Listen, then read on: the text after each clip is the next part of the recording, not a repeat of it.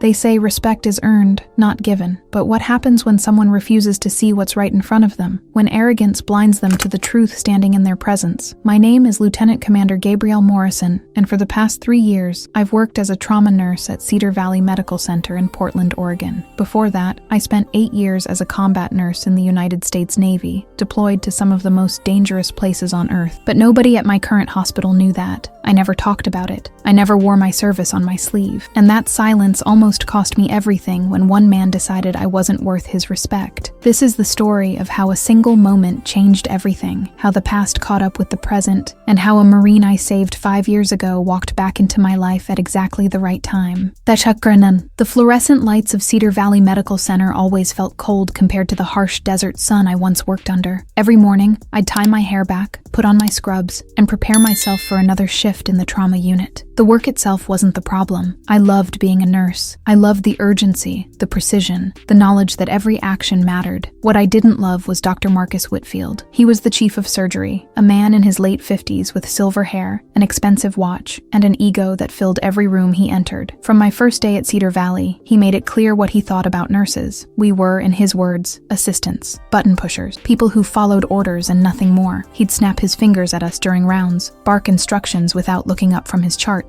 and dismiss our observations as if we were incapable of critical thinking. I'd dealt with difficult doctors before. In the military, hierarchy was everything, but it came with mutual respect. This was different. This was personal contempt, but I kept my head down. I did my job. I didn't argue, because the patients mattered more than my pride, and I'd learned a long time ago that some battles aren't worth fighting. At least, that's what I thought before everything changed. If this story has grabbed you so far, go ahead and subscribe to the channel now, because what comes next is going to surprise you even more. And drop a comment telling me where you're watching from. I'd love to know. It was a Tuesday afternoon when things escalated. We were in the middle of a staff meeting, the kind where department heads presented cases and discussed protocols. I was sitting near the back, taking notes, when Dr. Whitfield started reviewing a trauma case from the previous week, a motorcycle accident victim who'd come in with multiple fractures and internal bleeding. I'd been the lead nurse on that case, and I'd caught something the initial assessment missed, a subtle sign of a developing pneumothorax. I'd alerted the resident on duty, and we'd inserted a chest tube before the patient's condition deteriorated. It saved his life. But during the meeting, Dr. Whitfield presented it as if the resident had made the discovery independently. When I quietly raised my hand to clarify, he cut me off. "Nurse Morrison," he said, his voice dripping with condescension, "I appreciate your enthusiasm, but clinical assessment is a physician's responsibility. Your job is to follow protocols, not diagnose patients." The room went silent. A few of the younger nurses looked at me with sympathy. The residents avoided eye contact. I felt my face flush, but I kept my voice steady. "With respect, Dr. Whitfield, I was simply noting that early recognition of developing complications is part of comprehensive nursing care." He laughed. Actually laughed. "You're a nurse," he said, as if explaining something to a child. "You're just a nurse. Leave the medicine to the doctors." I didn't respond. I just sat there, feeling the weight of every eye in that room, and reminded myself that reacting would only make things worse. But something inside me broke that day. "Thank you for sticking with me this far. It shows you feel what I felt when I lived through all of this. So go ahead and subscribe and hit that bell, because what comes next changes everything." That night, I went home to my small apartment in Northeast Portland and stared at the shadow box on my wall. Inside were my military medals, the Navy and Marine Corps Commendation Medal, the Combat Action Ribbon, the Afghanistan Campaign Medal. There was also a photo of me in my desert utilities, standing with my medical team outside our field hospital in Helmand Province. I was younger then, 26 years old, with sun-weathered skin and eyes that had seen too much. I'd joined the Navy right out of nursing school, driven by a desire to serve and to test myself in the most challenging environment possible. They sent me to field medical training, then to a forward operating base in Afghanistan. We were embedded with Marine infantry units, providing emergency medical care in active combat zones. The work was brutal. We'd receive casualties directly from firefights, soldiers with gunshot wounds, blast injuries, traumatic amputations. We operated in tents with limited supplies, under constant threat of attack, but we saved lives. So many lives. I remember the heat, the dust that got into everything, the sound of helicopters bringing in wounded Marines. I remember working 18-hour shifts, sleeping in my uniform, learning to function on pure adrenaline, and I remember the respect. The Marines we served with never questioned our abilities. They trusted us with their lives, and we earned that trust every single day. Looking at that shadow box, I wondered if I'd made a mistake by staying silent about my past, but I'd left the military to escape that intensity, to find a normal life. I didn't want to be defined by my service. I just wanted to be a good nurse. Now I want to hear from you. Where are you watching this this story from? Drop it in the comments below. It's incredible to see people from so many places following stories like this. And if you're not subscribed yet, do it now. You won't want to miss what happens next. 2 weeks after that humiliating meeting, everything changed. It was a Friday evening, and the ER was moderately busy. Standard cases: a kid with a broken arm, an elderly woman with chest pain, a construction worker with a laceration. I was charting when the ambulance radio crackled to life. Cedar Valley, this is Rescue 12. We're inbound with a 28-year-old male. Motor vehicle collision. High-speed impact. Patient is conscious but combative. Multiple injuries suspected. ETA 4 minutes. I grabbed a trauma gown and headed to the bay. When the ambulance doors opened, I saw him, a young man strapped to the backboard, his face covered in blood, his right leg clearly fractured. But what caught my attention was his clothing. Despite the civilian clothes, he had a Marine Corps tattoo visible on his forearm and dog tags around his neck. As we wheeled him into the trauma room, he was disoriented, trying to sit up against the restraints. "Sir, you need to stay still," I said, leaning close to his face so he could hear me over the chaos. "You've been in an accident. We're going to take care of you." His eyes were unfocused, searching. Then they locked on mine, and everything stopped. "Lieutenant Morrison," he whispered, his voice cracking. I froze. I hadn't been called that in 3 years. "It's you," he said, and suddenly tears were streaming down his blood-covered face. "Oh my God, it's really you." His name was Corporal Jake Sullivan, though I didn't remember him at first. There had been so many casualties, so many faces that blurred together in my memory. But as we stabilized him, as I worked alongside the ER physician to assess his injuries, fragments started coming back. The shape of his jaw, the scar above his right eyebrow,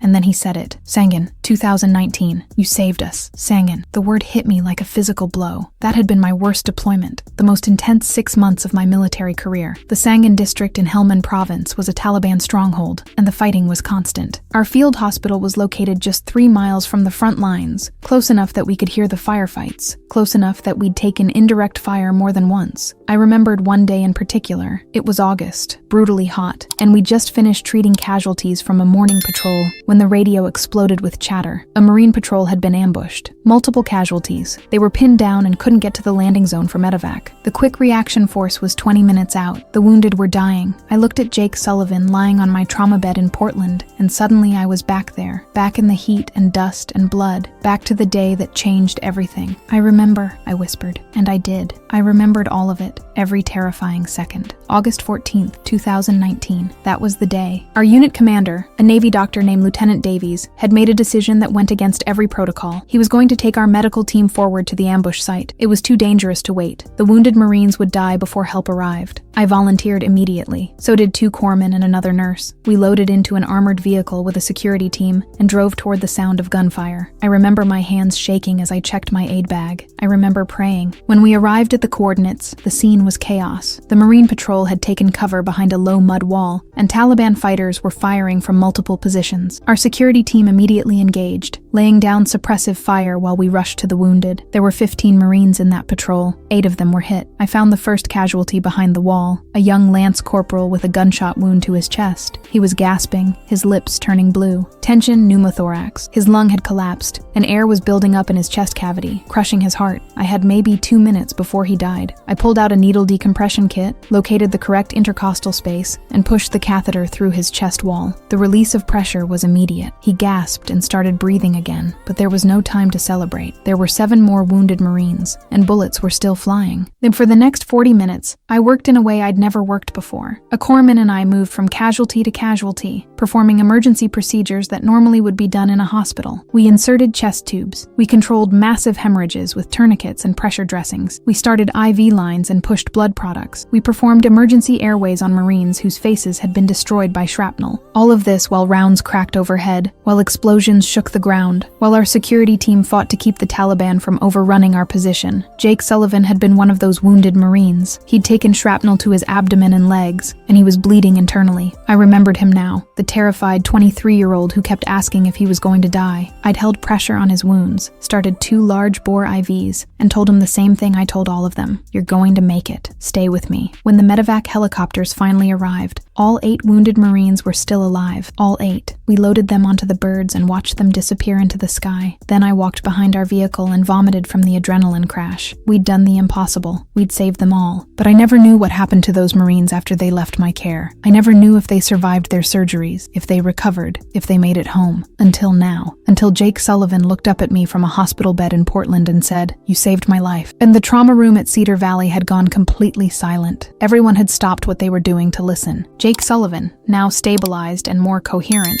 was telling them the story I'd just relived in my mind. "She ran through gunfire," he said, his voice stronger now. "She didn't hesitate. There were bullets everywhere, and she just kept working. She saved my buddy Martinez when his lung collapsed. She kept Thompson from bleeding out. She put a tube in Garcia's chest right there in the dirt." He turned to look directly at Dr. Whitfield, who had arrived in the trauma room to supervise. "This woman saved 15 Marines that day. 15. And she did it under fire, with limited supplies, while people were actively trying to kill her. So when I heard you call her just a nurse," he didn't finish the sentence. He didn't need to. Dr. Whitfield stood frozen, his face pale. Around the room, other staff members were staring at me with new eyes. One of the ER techs, a former Army medic, stepped forward. "I knew it," he said quietly. "I knew you were military. The way you move, the way you work. I just knew." Another voice spoke up. It was Dr. Chen, one of the residents. "My brother served in Helmand. He told me about the Navy nurses who would come forward under fire. He said they were the bravest people he'd ever seen." Suddenly, everyone was looking at me, and I didn't know what to say. I finished my assessment of Jake Sullivan's injuries, a fractured femur, multiple lacerations, and a mild concussion, but nothing life-threatening. As the orthopedic team prepared to take him to surgery, I stepped outside the trauma room. I needed air, I needed space, but Dr. Whitfield followed me. "Nurse Morrison," he said. His voice was different now, smaller. I didn't know. I turned to face him. For 3 years, I'd imagined what I might say if I ever had this moment. But now that it was here, I felt only exhaustion. "You didn't need to know," I said quietly. "My past doesn't define my worth as a nurse. Every nurse in this hospital, every single one, deserves respect regardless of what they did before they got here. We're not just assistants. We're not just button pushers. We're healthcare professionals who save lives every single day." He opened his mouth, then closed it. For the first time since I'd met him, Marcus Whitfield had nothing to say. "I don't talk about my military service," I continued, "because I didn't want it to be the only thing people saw when they looked at me. I wanted to be judged on my work here, in this hospital, with these patients. But you never gave me that chance. You decided what I was worth based on my title, not my abilities." He nodded slowly. "You're right," he said. "And I'm sorry. I'm genuinely sorry. It wasn't enough. An apology couldn't undo 3 years of disrespect, but it was a start." The weeks that followed were strange. Word spread through the hospital about what had happened, and suddenly I was treated differently. Some people approached me with newfound respect. Others seemed uncomfortable, as if they didn't know how to reconcile the quiet nurse they'd worked with and the combat veteran I'd been. But the biggest change was in Dr. Whitfield. He called a department meeting and publicly apologized, not just to me, but to the entire nursing staff. He acknowledged that he'd created a toxic environment and committed to doing better. Whether he meant it or whether it was just damage control, I didn't know. But the culture started to shift. Nurses were included in clinical discussions. Our observations were taken seriously. It wasn't perfect, but it was progress. As for Jake Sullivan,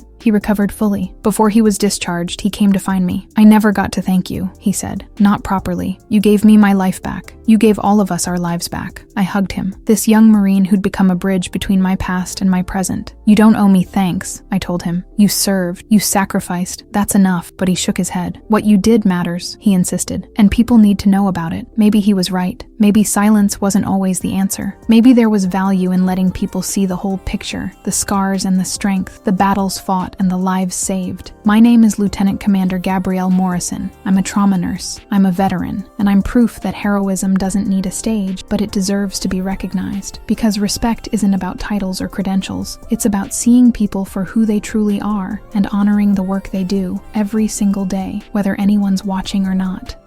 And that was my story. Often the people who talk least about their accomplishments are those who've done the most. I want to know your opinion. Have you ever been in a situation where you were underestimated by someone? How did you handle it? Leave it in the comments, because I read every single one. And if this story touched you in any way, subscribe to the channel so you don't miss the next real stories I'm going to share. Oh, and don't forget to watch the next recommended video. It's another story that will make you think about hasty judgments and second chances.